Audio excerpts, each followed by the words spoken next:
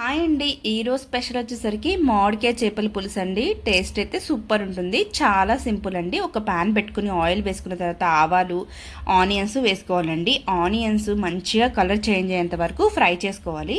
అప్పుడే కూర టేస్ట్ అనేది చాలా బాగుంటుంది. ఆనియన్స్ ఫ్రై అయ్యే లోపు మనం అల్లం వెల్లుల్లి పేస్ట్ని పట్టుకుందాము.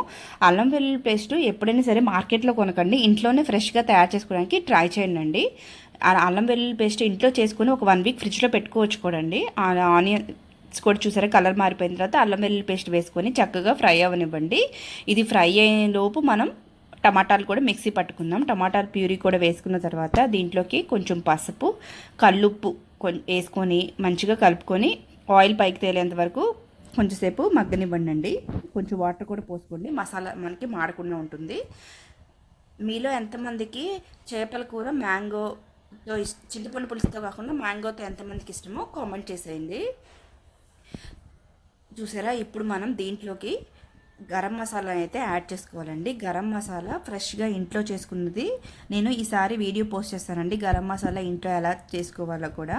ఈ గరం మసాలా వేసుకున్న తర్వాత ఒక 3-4 స్పూన్స్ కారం కూడా వేసుకోండి. కారము 3-4 ఎక్కువే అవ్వదండి, ఎందుకంటే మనం పులుపు యాడ్ చేస్తున్నాం కాబట్టి బ్యాలెన్స్ అయిపోతుంది, మన కారం ఏమో అనిపించదు. నెక్స్ట్ చింతపండు పులుసుని కూడా వేసుకొని చక్కగా ఒకసారి కలుపుకోండి. కొంచెం వాటర్ కూడా అడ్జస్ట్ చేసేసుకోండి, ఎంత కావాలో అంత వాటర్ కూడా పోసుకున్న తర్వాత దీంట్లోకి మనం మామిడికాయ ముక్కల్ని వేసుకోండి. ఈ మామిడికాయ ముక్కలు ఇప్పుడు పచ్చిమిర్చి ఒక 5-6 వేసుకున్న తర్వాత దీన్ని చూస్తుంటే తినేయాలనిపిస్తుందండి, అంత బాగుంటుంది.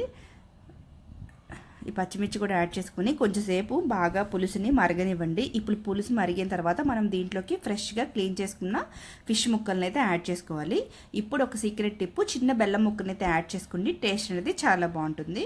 ఇప్పుడు ఫిష్ని కూడా యాడ్ చేసేసుకొని ముక్కలన్నింటినీ యాడ్ చేసుకున్న తర్వాత ఒక 15 to 20 మినిట్స్ మీడియం ఫ్లేమ్లో మగ్గితే అయిపోతుందండి. అంతేనండి, చాలా సింపుల్గా ఈ కర్రీని అయితే చేసుకోవచ్చు. మనం అల్లం వెల్లుల్లి పేస్ట్ మసాలాలో ఉంటే చేపల కూర చేయడం చాలా సింపుల్ అండి. చేపల కూర చేయడం రాదు అని భయపడద్దండి ఎవరు, చాలా ఈజీగా చేసుకోవచ్చు ఎవరైనా సరే. ఫస్ట్ టైం వంట చేసిన వాళ్ళైనా, మ్యారేజ్ కొత్తగా అయిన వాళ్ళు కూడా అసలుకి ఎవ్వరు దీనికి భయపడే అవసరం లేదు. చాలా సింపుల్గా చేసేసుకోండి చేపల కూరని. మామిడికాయ లేకపోతే చింతపండు పులుసుని కొంచెం ఎక్కువ వేసుకుంటే సరిపోతుంది, అంతేనండి. లాస్ట్లో కొత్తిమీర వేసుకొని దించేసుకోవడమే. వీడియో నచ్చితే like and share and subscribe చేయడం మర్చిపోకండి. అలాగే ఈ కూర మీలో ఎంతమందికి నచ్చిందో కామెంట్ చేయడం మర్చిపోకండి. Thank you.